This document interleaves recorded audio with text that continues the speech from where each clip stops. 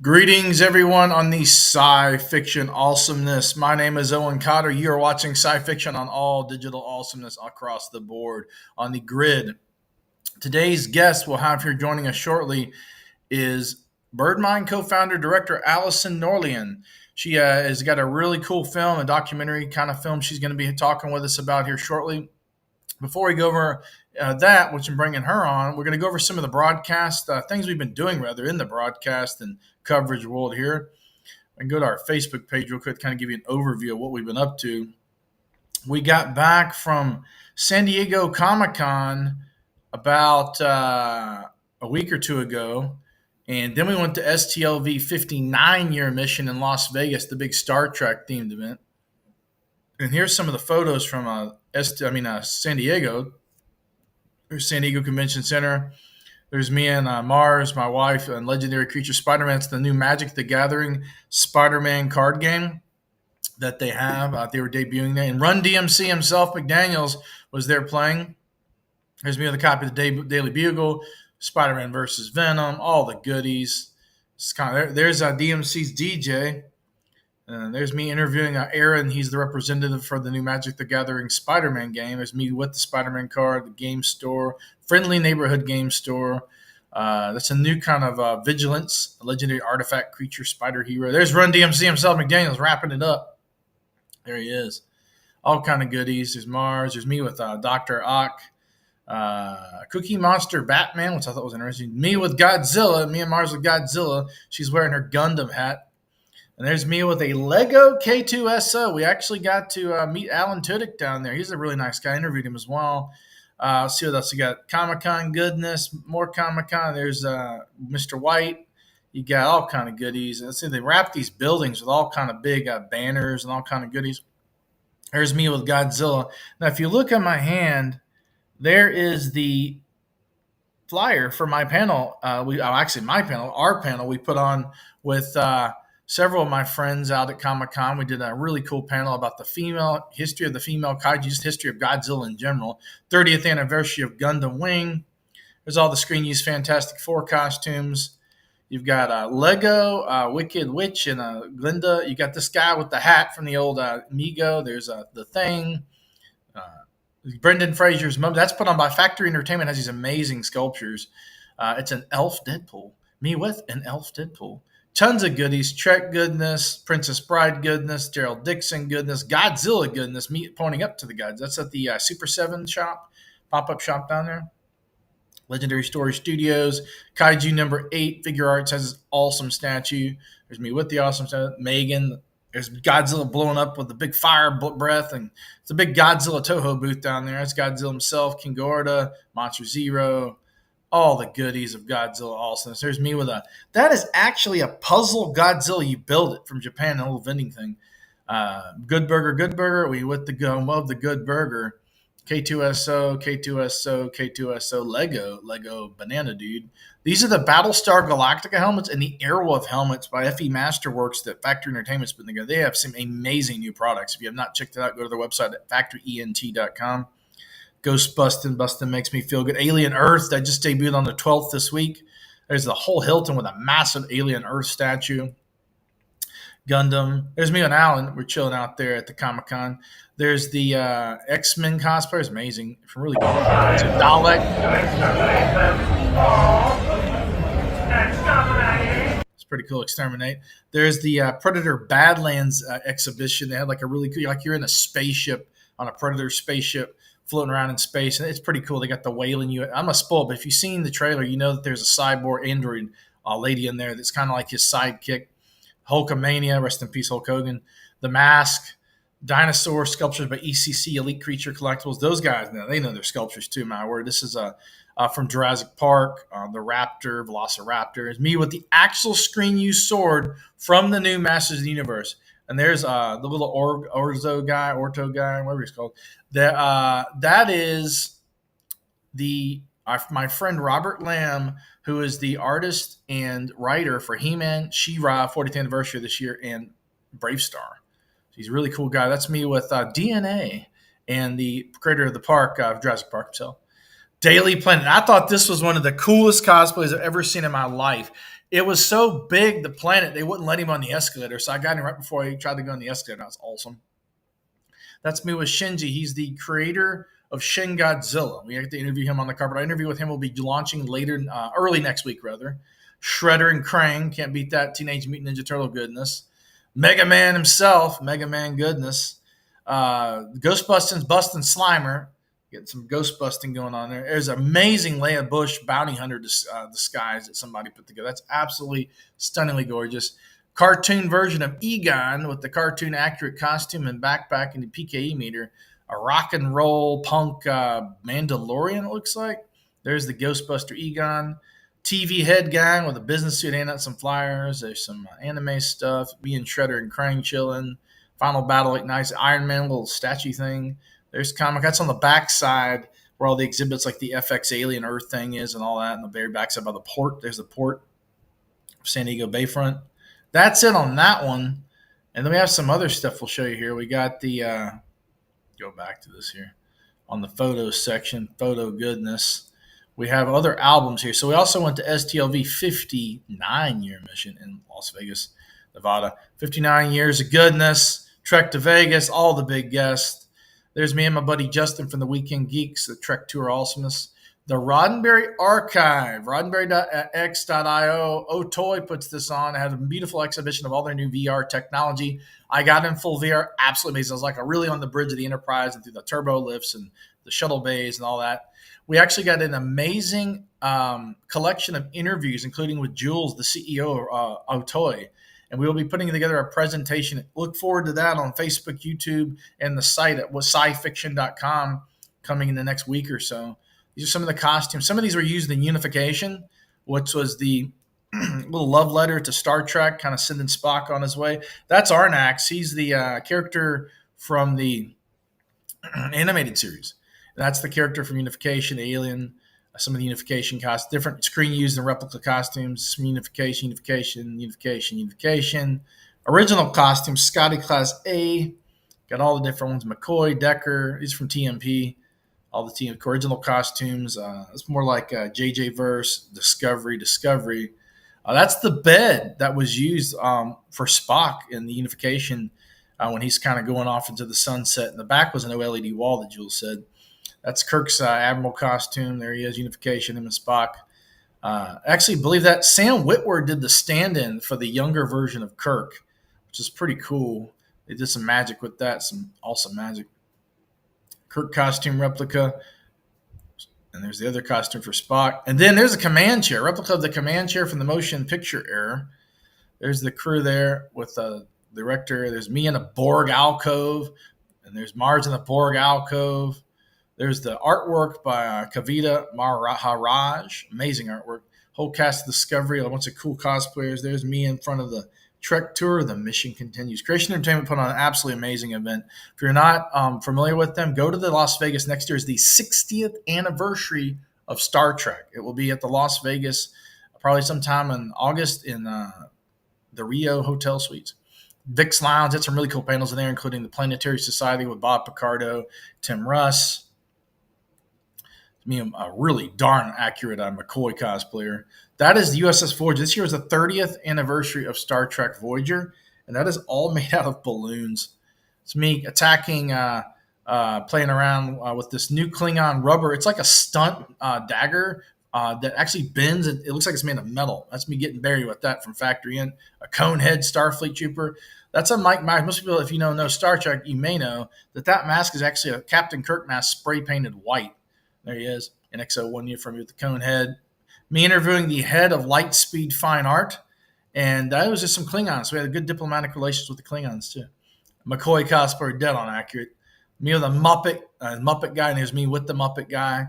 Some Star Trek cosplayers. And actually, the guy on the right, gentleman in the green, he built that K9 from Doctor Who. And he had it all right around all weekend. I talked to him. He goes, here's a Geordie LaForge, man. He nailed that costume. My word. Screen accurate, I think season 1 piping, it looks like. Some Vulcan ambassadors. These are some First Contact guys that are on the shuttle. On the dish on First Contact when they go deactivate the sensor, right? So the Borg can't call the Borg to come back in the past. There's a McCoy, Worf, and the Get Up, and like a I don't know what she is. Yeah, there's me and Jordy cosplayer chilling out there. There's Cisco. This is my Kavita Maharaj. He does this amazing, super high end, fine Star Trek art. Me with my buddy Eric. He's there with his with Spot the cat and a Barbie board, which I thought was pretty. There's me with them. Me and Mars, Vulcan puppet guy, and I don't know what that was. There's hey, it's the Horta. He was doing the whole thing from the episode "The Devil in the Dark." There's K9, Worf with actually one of the actresses there. There's the K9 Niners baseball team from Deep Space Nine with DeBoer. She's there. You got Grinch, Starfleet officer, NASA space suit with a Starfleet officer, some Borg. There's some people in the family with the balloons. Eric, he's 5,000 the reward, wanted dead or alive. Eli Hollander. There's the Star Trek guys, the band, the cast of Resident Alien. There's Resident Alien. There's Alan. All them. There's Alan again. There's William Shatner got on stage the last day. There's Bill talking. There's Baculo's right after him. There's the Trexpert stage, and this is John Billingsley, I believe. And there's some more. There's me there at the restaurant Mars, and that is it on that. We've got a lot of stuff going on, all kind of goodies. But better yet, we have Allison, I believe, is on the horn here on the back burner in the Quantum Leap waiting room. We're going to bring her on and let her talk about all the awesome stuff she's doing. Hold on just a second. Allison, can you see me? Can you hear me? I see you. Hi, Owen. How are you doing there? How was your day going? It is going well. How is your day going? Doing good. It's 1 p.m. here. I believe it's 11 p.m. where you're at, correct? 11 a.m. here. A.m. Sorry. AM. Where are you? We are in Texas. We've been traveling so much, it's all kind of a blur. It's a little Swiss cheese doll in here. But we, of course, you were at Comic-Con as well. Tell everybody what you were doing at Comic-Con too.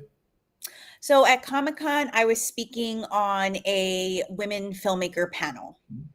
Very cool. And you got a film. Let's go. So you also got a background in journalism. How did you kind of parlay that into like the directing and all the goodies you got going on now? So journalism, that I started my journalist career in college. I went to school for journalism. I studied journalism. I became a reporter and anchor in, at news stations across the country. And ultimately, I feel like what I ended up doing, becoming a documentary filmmaker, sort of an extension of journalism.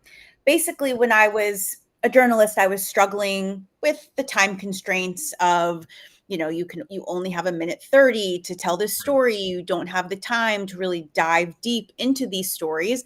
And my business partner, Cody is the co-founder of BirdMine, my company. We've known each other since college. And so we sort of both became journalists. We interned together. That's how we met. And we would talk about the time constraints and like the struggles we had as news people and wanting to tell longer form, more impactful stories. So fast forward, we start BirdMine and we start our process of creating a documentary. And really, it's interesting because I do feel like my journalism background really set me up for success in creating a documentary, because it's really very similar work. I was already a storyteller. It's just on a much larger scale. So you've got this documentary. It's called Meandering Scars. Can you talk a little about what that is and how that all goes about? Yeah. So Meandering Scars is a documentary about a woman who was paralyzed in a domestic violence incident. Okay. She spent the better part of 2 decades with suicidal ideation, depression. And then in 2019, she discovered a nonprofit that helps people with disabilities compete in obstacle course racing. So I don't know if you've heard of like Spartan races or Tough Mudder races. So she started doing that, and it really changed her life. Being able to challenge herself physically really helped her mentally. And then she decided to climb Mount Kilimanjaro, which is the tallest freestanding mountain in the world, to spread awareness about suicide and mental health struggles in the disability community. So that's what our documentary is about. It's about a woman who was paralyzed in domestic violence and who decided to attempt the climb of Mount Kilimanjaro, as I said, to raise awareness about this very a more prevalent than you would think topic, and underfunded, understudied.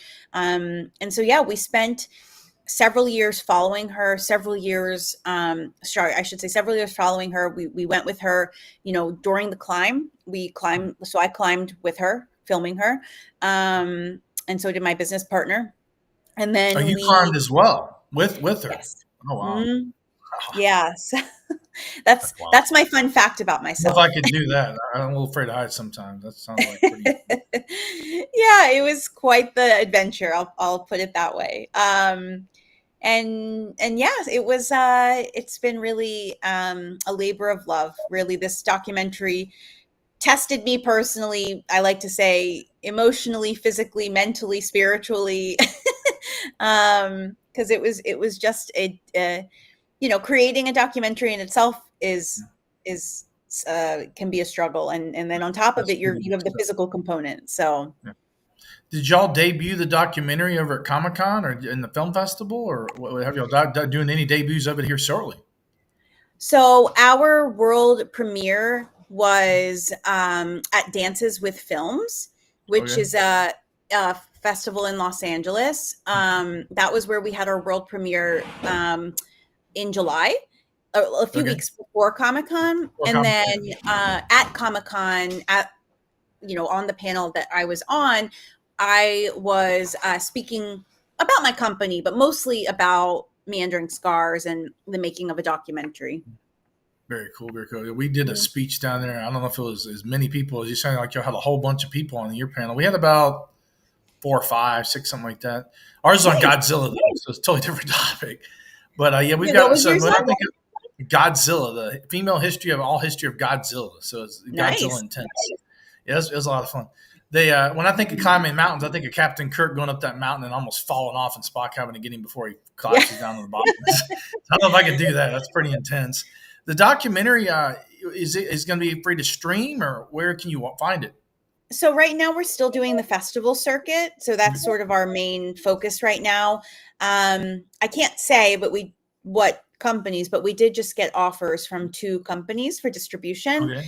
So we're in the process of going through that, and the hope is that we will, lock down the distribution company, and then do a small theatrical run, and then ultimately it will end up on streaming. That's the hope.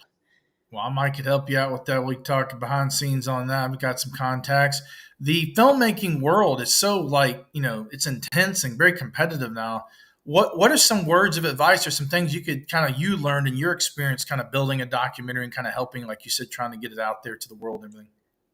Yeah, I think the biggest, for me, the biggest thing that I learned, I guess, from my own experiences is to never take no for an answer, to always, believe in yourself, and you can make the documentary. You don't need to wait for someone to say, okay, yes.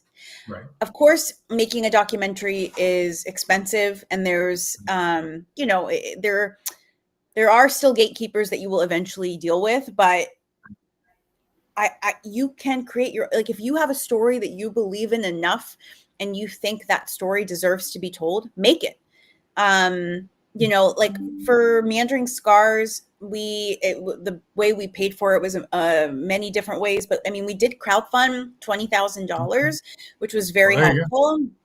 And there's people out there that will, invest in your film, or donate to your film, who believe in the work that you're doing. And so if you want something bad enough, do it, and don't take no for an answer. And that's sort of, I think, the most significant advice I can give, because I do think a lot of times people, they wait for permission to do something. And I don't think you should be waiting for permission if you believe in something strongly enough.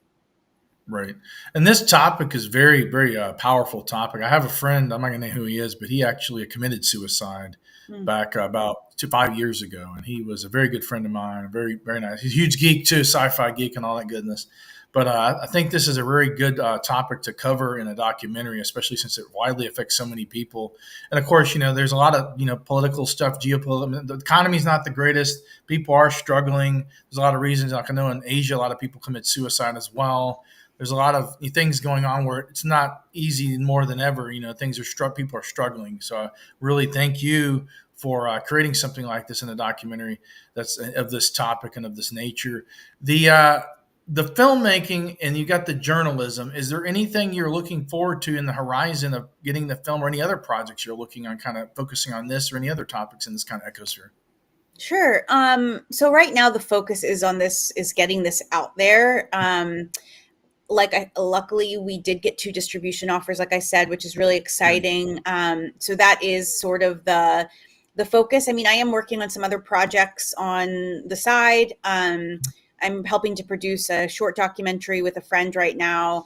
And so I have some other stuff going on, but so I sort of wear 2 hats in my life. So I do this, I'm a filmmaker. And I also I work at a gym for people with disabilities. So all my work in life is sort of focused on this disability community.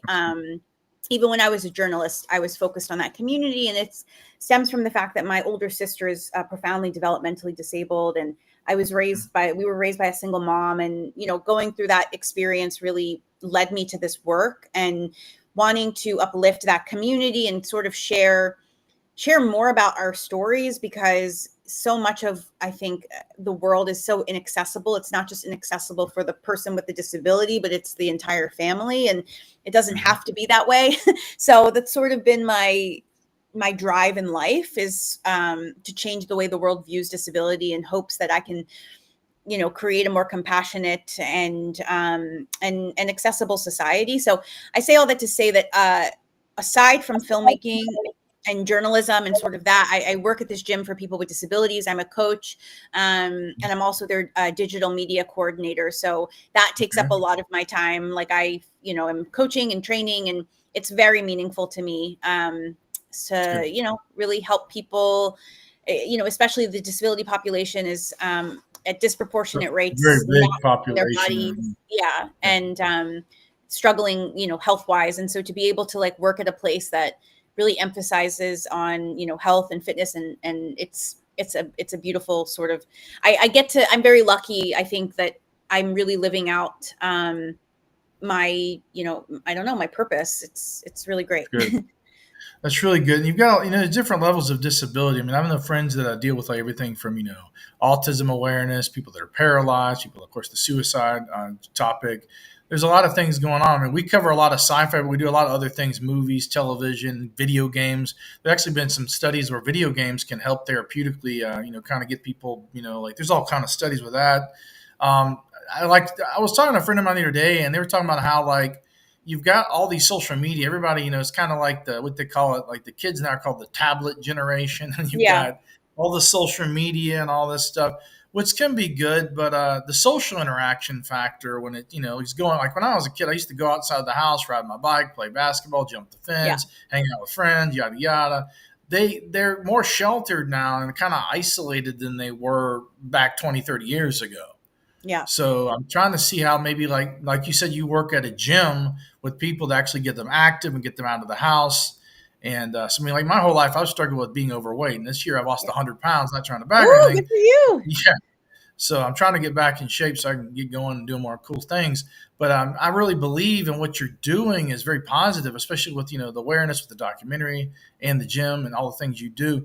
What would you think would be the number one thing, if you were to, not just youth, but young adults or people in general, that you could kind of give them as advice if they have any disability or things they're trying to work on and trying to better their life to take it to the next level and beyond? I think that, so are you asking that from the perspective of somebody struggling with mental health, or just in general? So, anything with mental health or anything that they may be struggling with it's not, the norm, like somebody has struggles that are a little bit more worse or, not as equal to just the normal average Joe, Sure. So I think I have 2 answers for you. So I think that in regards, so our documentary doesn't just share, her name is Erica, the woman we follow in the documentary.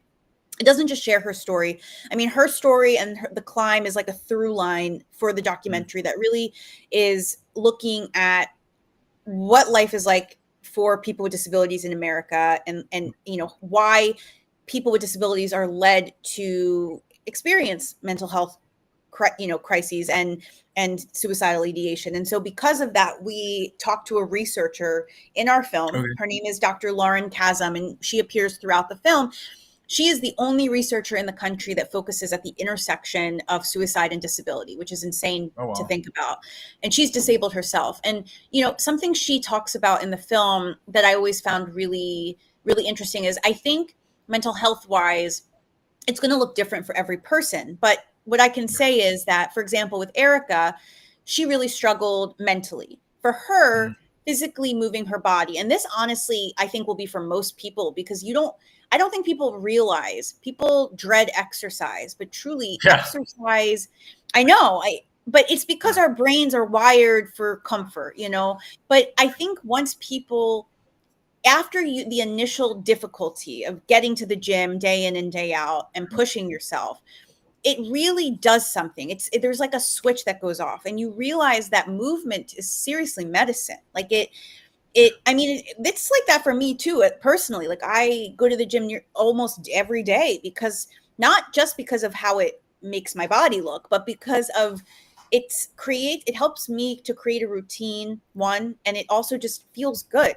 when you're done. And so I think that for a lot of people, movement is medicine, and to move your body and to accomplish something daily, and it going to look different for each person. Um, that I think is a way to sort of combat that mental struggle. But, in the film, Lauren talks about, for every person, it's going to look different, right? Like, she has a client who, for him, his way of distracting himself during a mental health crisis is movies. Like, he's a big, movie person. And so, like, for him, turning on a good movie, or like listening to certain music, or there's like it's going to be different for each person. Right. But that said, like, going back to the movement sort of part of this, like, I really do think that, exercise often gets a bad rep, because people, again, and I think part of it is sort of actually like a chemical reaction, because our brains are wired to like Like not want to step endorphins and out. all kind of, yeah. Exactly, step out of their comfort zone. But I do think, like, once people are moving their bodies, and like they get used to moving their bodies, it really does help mentally. And at the gym where I work, it's really interesting, because we work with people who have all different types of disabilities. So we work with people who have physical disabilities, who are in wheelchairs full time, whether it be Mhm. because of cerebral palsy or some other type of disability. And when you work with people with CP, it might look different, but for them, it's amazing to like help them move their bodies in a way that they typically would not be able to had they not come to a gym like this. And then you work with people we work with people, I should say, with autism and different developmental disabilities. And, people with autism and various disabilities have struggled with balance. And so you're helping them with, and like all of these tools that we're working with them on are not just helping them in the gym, but it's like helping them in everyday life, making sure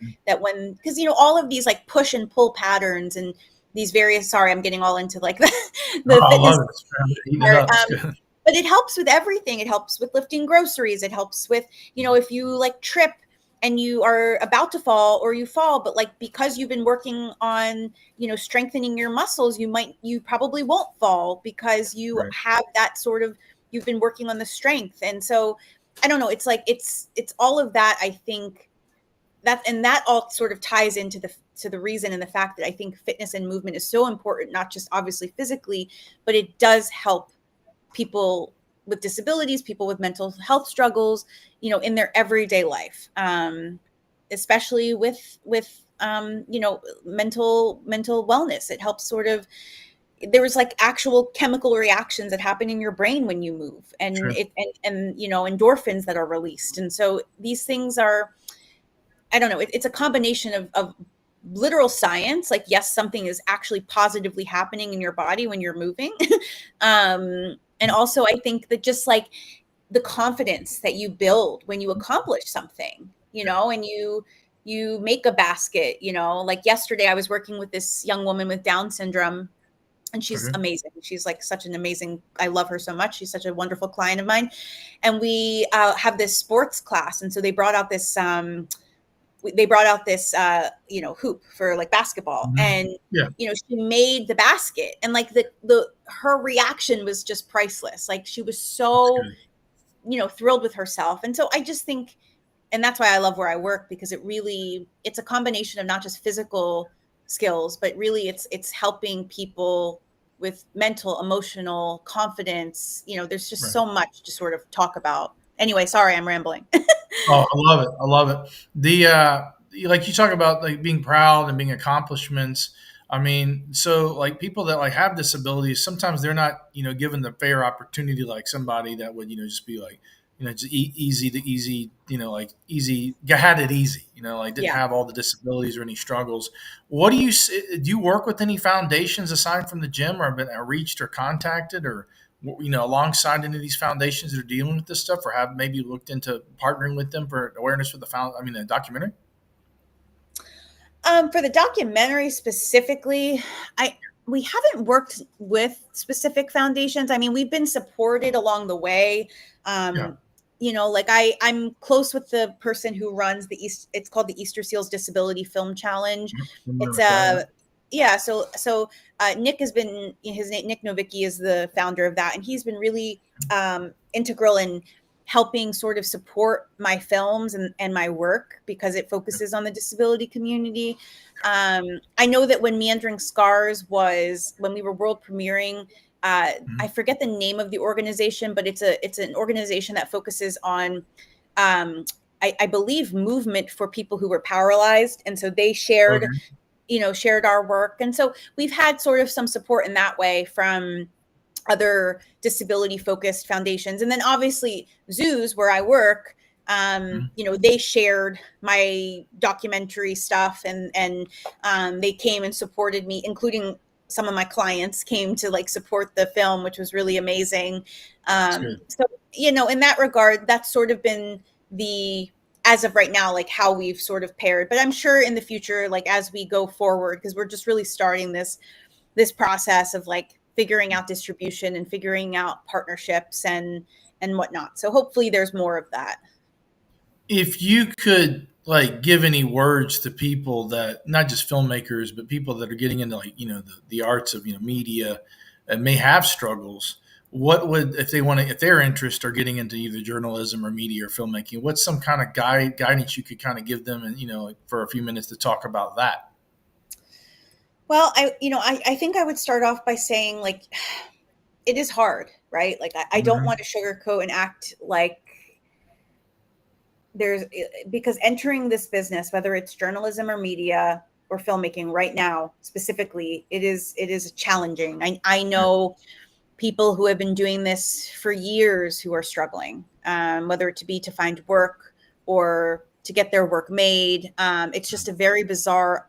I don't know. There's like something, something is happening in the world right now that's very bizarre. But with that said, I don't think there's ever a really good time. Maybe 20. Maybe there is a good time. Who knows? Yeah, but like really I think you can look at it as like, stories are needed now more than ever, and good, whether it be informational stories or educational stories or just positive stories to Positive like, programming, exactly.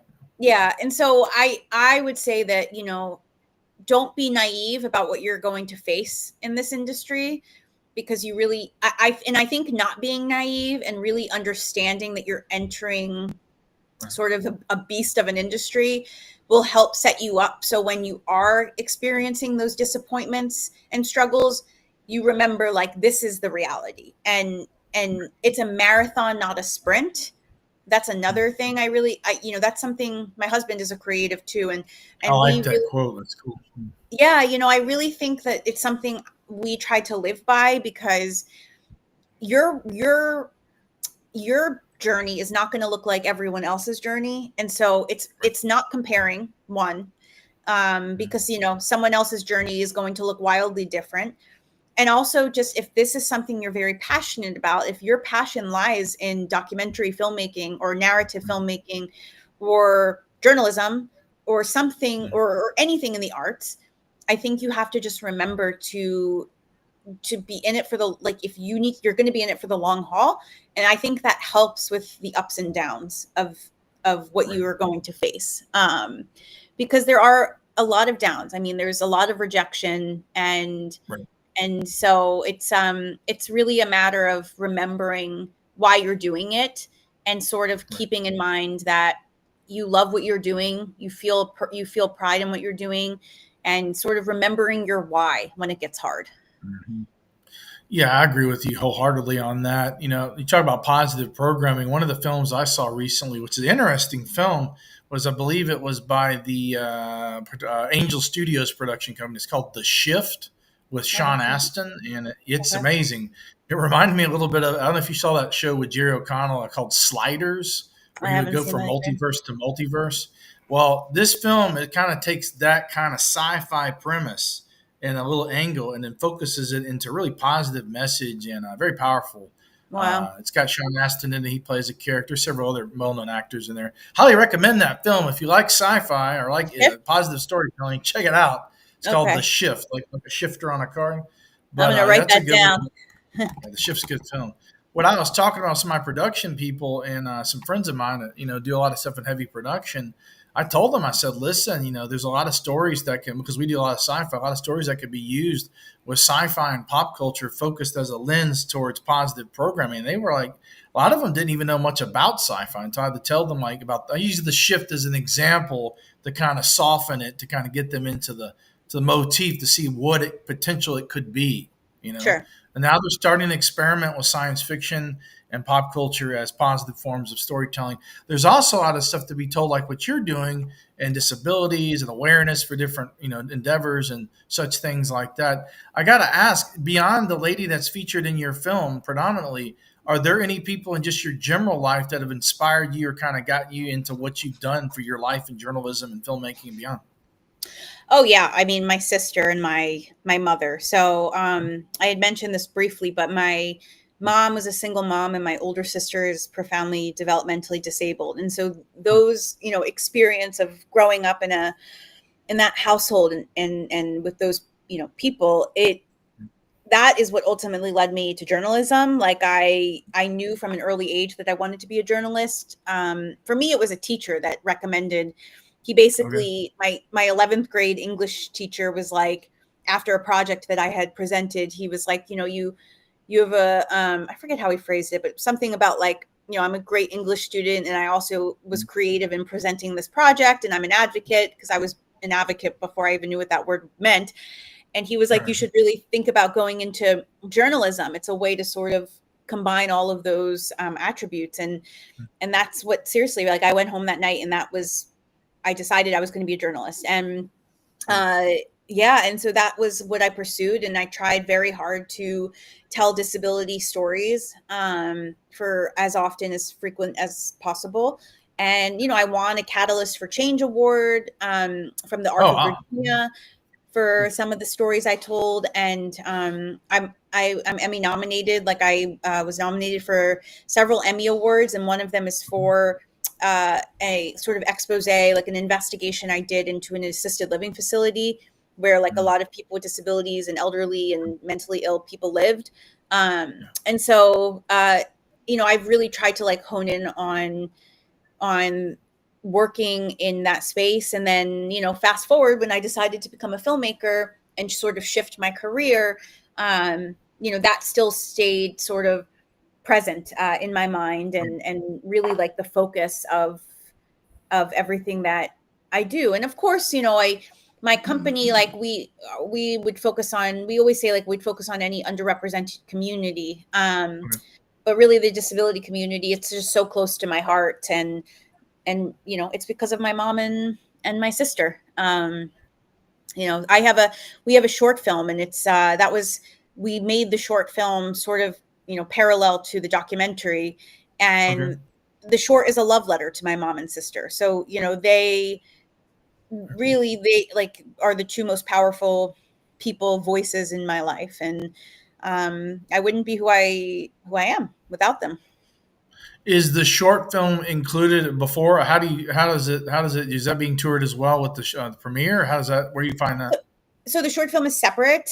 Okay. We actually just found out that we were accepted. Our last film festival is the Lady Filmmaker Festival in Beverly Hills, Beverly Hills, yeah. and yeah, and so it's going to be playing in September. But we've done our festival run already. So we were at the Austin Film Festival, Is that and AS? we.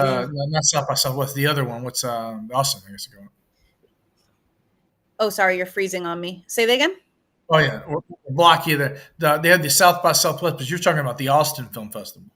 Austin Film Festival. Yeah, yeah. Yeah. So we screened at the Austin Film Festival. We also screened at a few other. There's one called the California Women's Festival, Independent Shorts Award. So we've screened at a few different places. Wrapped it around a lot And of then places. Sounds like gone on. yeah, no, we screened. It was nice. We had a pretty great festival run, and then now we just got accepted into this last one, which it'll be our last screening. And but we also have educational distribution through something called New Day. It's Okay. a filmmakers co-op. So we're working on selling the film. So it's pretty cool. So it's a totally separate film though, the Meandering Scars. Well, we got to talk more after we get off the broadcast sometimes. I've got a lot of friends that are doing a lot of, I can't get into on the horn. There's a lot of secret, awesome stuff going on in the back burner there, not in the public eye, but it's going to be really cool, positive stuff. The impact of your film and just in general, what it represents, I really want to thank you for doing the film. I got to ask, our friend Evan Morton, by the way, if you don't know him, Blind View Productions, check him out. Introduced us on the awesomeness. He was going to come with the Comic Con, but he had some stuff he had to do. We did go to Comic Con. Did you like Comic Con? Are you a sci-fi pop culture geek? Anything in your world that you've kind of grown up with? Or I mean, I wouldn't say I don't think I'm a typical Comic-Con gal. Oh, good. It felt very overwhelming to me, actually. A lot of people, right? It's like shoulder to shoulder foot traffic. Yes, the actually like just the amount of people for me was a lot. Yeah. Of course, I love sci-fi. I mean, like Interstellar is one of my favorite films. He lives in Austin. Yeah, crap. Oh, I didn't realize that. Yeah. So I do appreciate good sci-fi. We binged that show Silo also recently. I've heard of that. I've not seen it. I'll tell you one, I was really surprised, was very powerful storytelling. Was I know it's kind of post-apocalyptic, but there's kind of a lens of like this humanity. And one of the characters, have you seen the show Fallout on Amazon We Prime, I believe? loved Fallout. Yeah. Yes. Walton Goggins needs him an Emmy Award. I'm going to tell you for that. And the end of that show was like, I mean, when he comes, people like Fallout, they've already seen it. It's been out for a while now. But when he comes in there and like, how about another young autograph, young Hank? And he's like, and he comes out of nowhere and he's like, wait, what? And you haven't heard that like in 200 years. And then, he was like, last thing he says, where's my family? You could tell, even though, and then if you play the video games, there's ghouls. This is a singular ghoul that was, the role was kind of made for him. And that takes that whole premise of that type of story arc to whole. I can't wait to the next season. It's going to be in New Vegas. It's going to be awesome. No, I agree. We're big fans of Fallout. So yeah, I say all that to say that like I really do appreciate sci-fi art, art. Comic-Con just in itself is a little bit overwhelming for me. It's a little bit. Yeah. I love it though. It's like you get to meet everyone. Like I get to talk with somebody. So there's a show. I got introduced to both Abbott and Costello, which are kind of like comedic, like I remember. Yeah. They had this thing. It was like Abbott and Costello meet Frankenstein. Oh. And I was talking with Rick Cause, and he was a Svengoolie and his whole crew. And one of the main guys, I believe, might be a producer on it as well. And I told him, I'm like, man, the way I got introduced to y'all show was through Abbott and Costello meets Frankenstein. He's like, really? That was the one you got? I was like, yes. We talked to all those ladies and gentlemen on that. That was absolutely amazing. I didn't even know he was going to be there. Here's the thing. We had all these interview press junkets lined up. I had an opportunity on the silver platter to be in Hall H right there with the Star Trek panel. I'm sitting there thinking, well, they're going to release that trailer for Starfield Academy like 2 hours later, so which they did. I'm glad I didn't get to go because not only did I get to talk to them, I ran into several other filmmakers down there doing some amazing projects, and we made some amazing contacts. So, and my buddy, who's a producer, got to say, "Yeah, you're right. This is 3 hours later. He dropped the trailer." So there you go. But Yeah, we had yeah. a beautiful conversation with all of them. I'm going to be launching that on the site soon too. One of the coolest things that I got to do at Comic Con, beyond all the interviews, there's two interviews that stood out. One interview was with Shinji, who was the director, creator of Shin Godzilla. He had a Mm, translator from Japan there who wow. translated into the basically the what he was saying. And I asked him a question at the end there, what his thoughts were on the guy, and he went full passion mode into that answer. And Wow. we're getting Evan's putting it together for us. He's going to get all wizard fired up with the movie magic. It'll be out. Try this later this week. But the other one was we talked with the cast of Resident Alien, which just was announced the day Yeah. before. Yeah, the day before I interviewed the cast, it was announced their show was canceled. So yeah, it was a pretty powerful blow. I mean, even on the stage panel, one of the actors was tearing up. It was pretty emotional. But when they brought in Alan Tudyk, I was like, oh boy, I got to ask him some questions. So his character, talk about disability. If you look at it from the lens of he's an alien coming to Earth, having to cope with all these customs and things he's not used to. I asked him about, just in general, people that have struggles or issues with kind of coping and getting being into the norm. He gave a really good response. Met him out in the hallway, talked to him a little bit. We took a pic, and he's a very nice gentleman. And I was Wow. really happy to see get to talk with him. I told him I was sad that the show was canceled. He's like, well, it is. We did talk about Superman #4 and how they filmed that, the robot and all that. So it was pretty dope. Mhm. But yeah, I always remember from Dodgeball too. But that was two of them. The other one that was really interesting from a standpoint of just film production and anything and everything beyond the Shinji and Alan and all that crew was probably the new sci-fi series, which just debuted on Sci-Fi Channel, called the Define, something like that. It's about Mhm. zombie people that are zombies, but then they're not zombies. They're alive, but they still have consciousness. So it's an interesting concept. Hmm. And one of the guys that was one of the main actors said, "I'm like this. I didn't. He looked familiar. He's a little older now." And we got into talking, and him and his co-star are huge Stargate and sci-fi geeks.